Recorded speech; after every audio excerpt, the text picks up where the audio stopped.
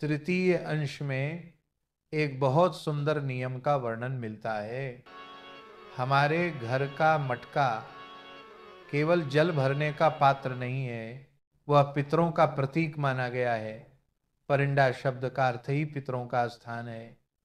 कहा गया है कि जब हम प्रतिदिन मटके या परिंडे का जल लेकर घर के द्वार पर थोड़ा सा छिटक देते हैं तो रात्रि में आने वाले हमारे पितरों की तृष्णा उस जल से शांत हो जाती है।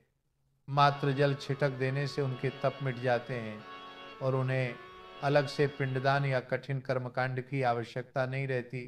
ये छोटा सा कार्य ही हमारे पूर्वजों को तृप्त कर देता है और हमें उनका आशीर्वाद प्राप्त होता है।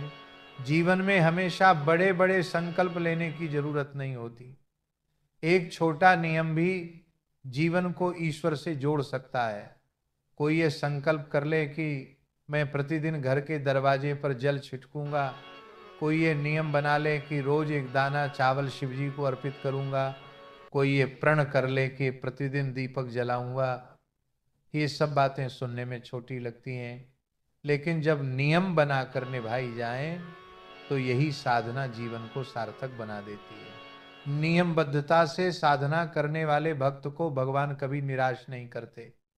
ऐसा प्रतीत होता है जैसे भगवान सामने खड़े होकर कह रहे हों, तेरा नियम मैंने स्वीकार किया है, अब तेरी चिंता मेरी है। लेकिन कठिनाई तब आती है जब हम सोचते हैं कि चार लोग क्या कहेंगे। यदि हम जल छिटकेंगे तो कोई उपहास करेगा, यदि हम दीप जलाएंगे तो कोई हंसी उड़ाएगा। परंतु अंत में वही चार लोग कहते हैं राम नाम सत्य है।